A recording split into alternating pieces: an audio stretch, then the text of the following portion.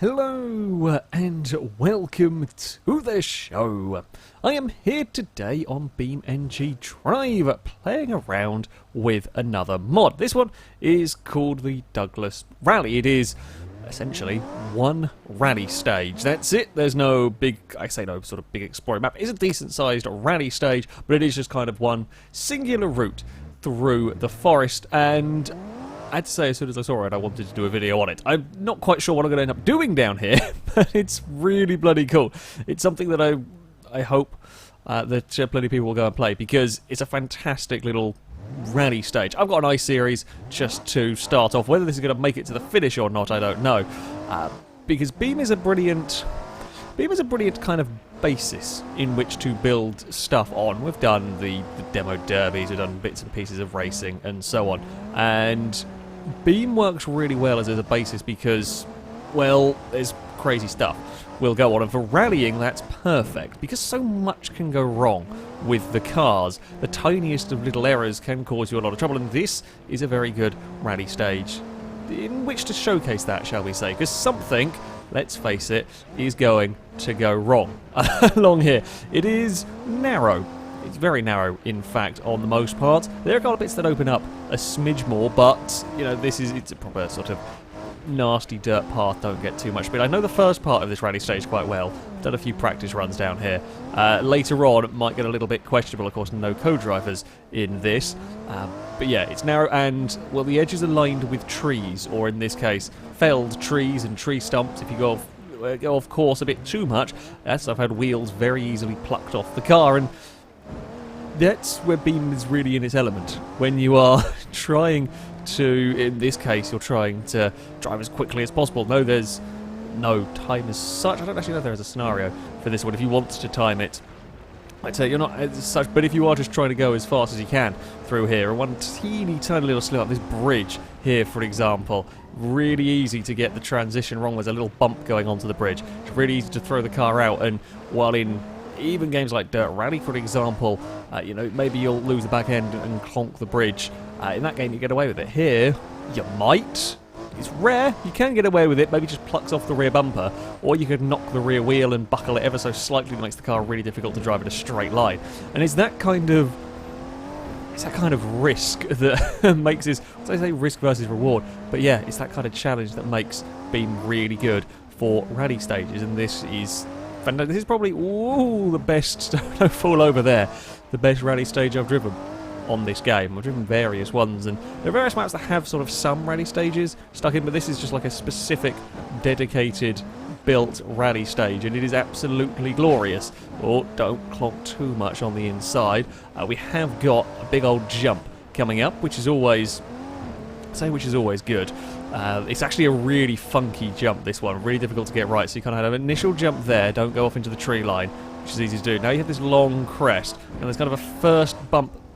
We didn't actually quite carry the speed in the I-Series to get big airtime on the first bump, but the first bump can really upset you for the main jump. The only thing is the jump on the landing that's heavier, a heavier impact for the car. Now the I-Series rally vehicle should be good enough to survive this course, as we're going to try and carry as much speed as I dare for all of that. Now this is where I start to not quite know where I'm going. The lack of co-driver in some of these places where, I mean, there are trees very, very keen to grab your car, shall we say. There are trees that very much want to see you finish. In fact, something is tweaked in the steering now, but my rear wing is looking a little bit flappy as well. Let's, oh, catch it. A little bit of a bump on the tarmac. That's not good. That's not good at all. Oh no, I forgot how quick that corner comes up. We have lost the radiator. In true rally style, however, get it spun around. We haven't had to get the spectators to come and push our car back over again. It's a bit poorly. I don't know how good the visibility would be from inside. Oh, the visibility would be very bad from inside. Thankfully, I'm driving from third person. So don't have to worry about it too much. We shall make it with the slightly buckled... Oh, of all the places to make a stupid error, well, that tree there is horrible as well. I don't know whether that was intentionally placed there.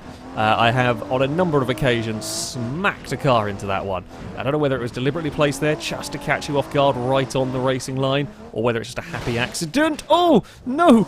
Just before the finish! Have I got any drive left to give in this? I don't know if it's going to let me drive. It should do. It should be all-wheel drive. But I don't know. The finish is down there. It's all gone wrong with the I-Series. I just lost it going over a crest.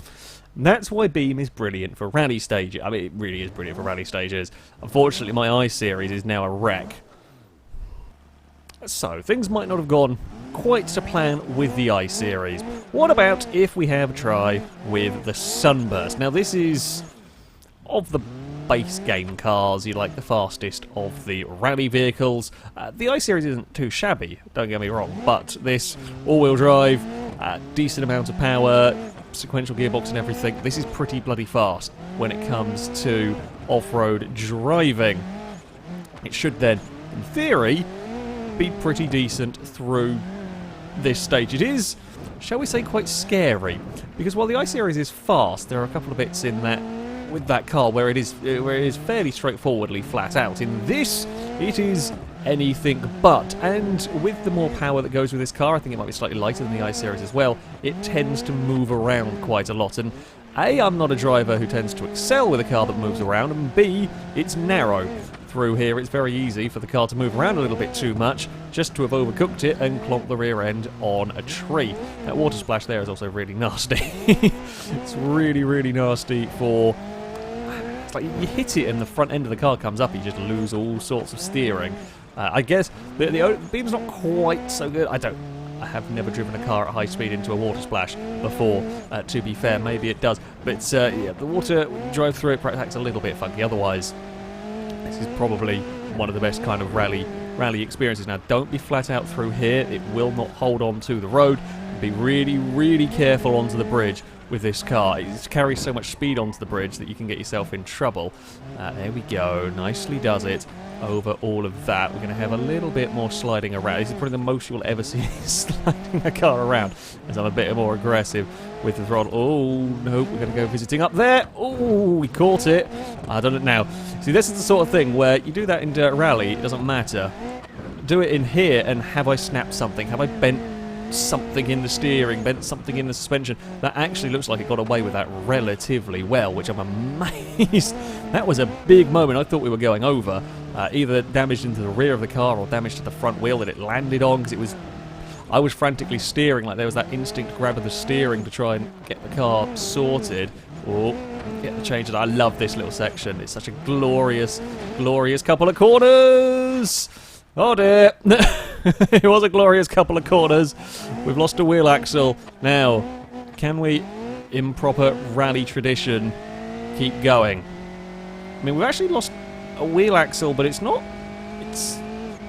really affected me as much as I thought it would do. I thought that meant the whole wheel was going to have snapped off. I think I might only be... Oh, okay, it has affected me some down a high-speed stretch. Bugger. It has done some effect. Oh, I wish I got a tree. Yeah, that was weird. I thought I was going to lose the whole wheel, but no, we actually still had quite a lot of steering. Apparently, I'm not great with... I say not great with rally cars. It's when you want to try to drive flat out, it is easy to make a teeny tiny little error, and for that to get you into trouble. So, rally cars, brilliant. Absolutely fantastic. But what if we were to take something not really suited? What if, for example, I was to take a fairly normal road car? This is the ETK 800 series. Now, I have gone for an all-wheel drive spec, a fairly powerful one at that, so it should be decently quick, but it is still, at the end of the day, a road car. Now, I have turned off the stability control, traction control systems and removed the anti-lock brakes, because that sometimes gets upset with cars when running on the dirt. The ABS often making them very difficult to slow down out here, and the traction control really not letting you put any power down at all. So we've got rid of that stuff, and we'll see how it goes. I'm curious to know whether it's going to be okay to survive this stage. It's not the bumpiest of off-road routes, however the ETK is quite well known, shall we say. It has very, very weak wheel axles. Well, it has improved over time. That's still a weak point for the car. If something's going to go in this, it's likely to be those. Whenever we've done the destruction circuits, it tends to be the wheels that let go long before we overheat or lose a drive shaft, for example. Now, the one big jump could give the car grief on landing. It's the little bumps that I'm slightly more concerned about. I've already seen it straight off the bat here, that at the back of the car is going to jump around a lot if we hit them hard. It's actually not doing too badly because it's not on off-road tyres. It's not on specific off-road tyres, so it won't have, well, theoretically, as much grip available. The all-wheel drive will help. Don't skid into the tree. Christ. That nearly went quite badly wrong. We will chuck it through the hairpin and out the other side. Yeah, don't go on the power. It's really tempting. You just want to jump on the power, but you can't do that. We'll throw it around the hairpins a little bit. Got a smidge carried away. Gearing maybe a little long. Funnily enough, not designed for this sort of a core. I think this will be geared for 150, 160 miles an hour, which we won't need here. I don't know what it's going to do across the bumps onto the bridge. Actually pretty well composed. In some ways the Sunburst, I think in some ways the Sunburst is one of the worst cars for hitting the bridge, but there is a reason for that. It's because it's going faster than anything. And look, the other downside with the rally, very soft rally suspension is that sometimes if it is they're kind of short bumps, I hope that makes sense, but you kind of get it bouncing quite a lot if it's not quite set right or doesn't quite work for the road. Again, we've seen it on various off-road stuff. Sometimes vehicles with lifted suspension or that softer rally suspension can actually have more issues bouncing around on bumps. The 800 series is not doing too badly out here. There's been a couple of moments where the back end has wanted to let go. I shouldn't say anything. The commentator's curse is very real. Now, the problem I have is I don't actually know if I can get this out of here. The downside, this is one of the downsides with the course design as it is. If you do make a mistake, really, really difficult to pull the car, or get the car back onto the road because of where the trees. You do kind of get crash welded. Well, pretend some of the fans gave us a push out of there. Again, proper rallying stuff. Yeah, if you get it, if you run it a little bit wide, you can get the car under control again, but it's really easy just to get it kind of wedged in the tree and very difficult to recover without doing substantial damage to the vehicle. Okay, you shouldn't crash in the first place, of course, but, you know, oh, there goes the front bumper now. This is the question mark area. How do we do over the big jump? I'm going to go a little bit nose first into the floor. Secondary jump. Oh, secondary jump's a bit iffy. Secondary jump, quite iffy. I think I might have lost some steering in that. Oh, the road car didn't like the jump. Yet we lost steering. No. the road car down. Who would have thought a road car on a rally stage was a bad idea? We're going to go visit the drink if we're not careful. Can I actually get you back on the... Nope. Cannot get you back on the path. I don't think I'm going to get out of here either. We gave it a go. There we are. We are back on the path, but I have lost the front right wheel. In fact, the front, and this is a really awkward place as well. I'd rather it fell off than done what it's done. It's there. But it's a god. I mean, the car was overheating. It would have made the end of the stage. But a road car on the rally stage didn't quite work, sadly. Well, we couldn't just leave it there, could we? Let's be honest, you were probably expecting this. We've got to bring something completely and utterly ridiculous down the stage, so why not a muscle car? And a stock car variant at that. Lots of power, rear-wheel drive, pretty sure they're slicks all round, which will not be fun on dirt. No composure, really, with this. Let's see how it survives on a rally stage. It should be sideways.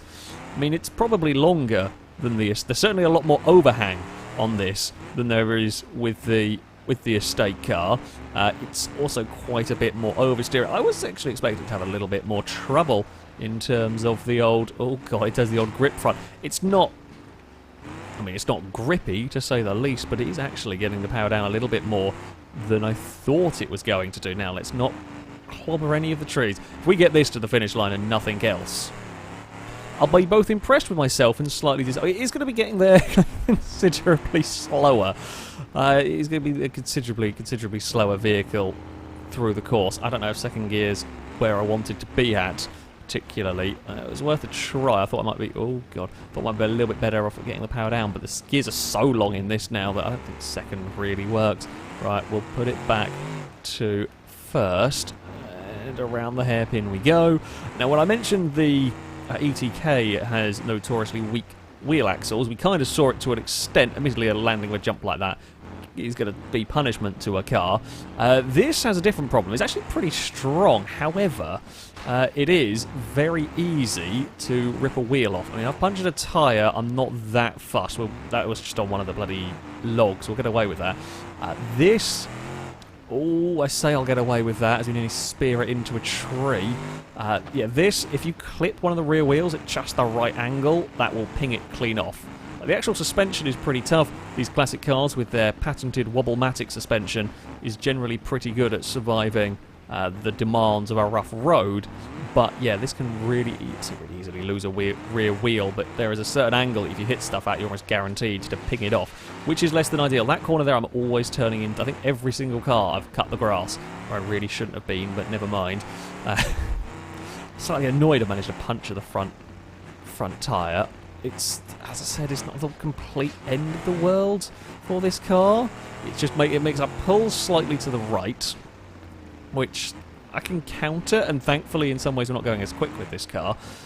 Jump-wise, we're going to be we're going to go through the twisty section, which will really not be fun in a big classic muscle car here. Although I guess we are going to just kind of put foot down and steer with the rear a little bit where we can, and I guess we get away with that. Do we have enough? We do have enough grip to get it changed back direction across the other way. Fantastic. It won't roll like we saw with the Sunburst. That's actually one of the other things with the Sunburst. In practice, I've rolled it a few times as well. It is surprisingly easy to roll that Sunburst around here. I haven't driven the trucks, but I presume they'd go over even better. Just with the combination of camber and elevation changes and all of that there, they just do tend to fall over. This is the big jump. Now, I've got to be careful on my approach here. Not only am I worried about the landing, but my car is pulling, and I don't want to leave the jump. Oh, that's not gone well. That's a huge hit for the front suspension to take. Are we still good, car? Yeah, we got that really badly wrong. So, problem bit there is we kind of got airtime all at the wrong point, and it did not have a nice smooth landing like everything else did. It does mean we didn't hit the second jump particularly hard though, so I guess we took all of our punishment in one go. Oh, I had some slight frame rate lag there. This is not... I think this is probably a pretty computer intensive rally stage, not going to lie. There is a lot of foliage. I have suspicions that YouTube compression won't like this very much when I come to upload it. Yes, it'll have to be rendered in 4K, even though I'm not actually recording in it, because YouTube will hate all of the fast-moving scenery. But yeah, there is a lot of scenery around on here. But it makes for a very atmospheric rally stage. It's exactly what you would want. We are still going okay. No sign of any more problems for the car. I can't decide whether the one that clonks on the landing has damaged suspension or whether it's just the punctured tyre. The front right is definitely sitting a lot lower, but I think that's mostly down to the loss of that tyre. Now look out for the horrible, horrible tree. I don't know what to call it, but it's certainly a rather nasty tree getting in the way there. And this is where we... No, I've done exactly the same thing. I just got bloody wheel spin in the damn car. I just went to put some power down. So that's where we had issues with the I-Series, sorry, which technically is an ETK. And just as I did that, I spun the wheels up. I thought I was safe to get it going. We will limp our way again. Yeah. It's... Ooh, my steering is really bent. Can we actually make it up the hill? I don't know. I mean, we can make it up the hill, but I don't know if I can make it up the hill without bumping into the trees. Come on. This is going to finish. It's going to limp its way across the finish line. If it's the last thing I do with a bloody car, we will make it with the stock car. Only just. And then around here is literally the edge of the world. I'm really annoyed at myself for that one. That was a silly unnecessary accident. Yeah, I thought I was just fine to set it up for the next corner, but the course very much bites. If you get things wrong, it's going to be painful. It's a fantastic mod, though. I cannot recommend it enough if you like your rallying.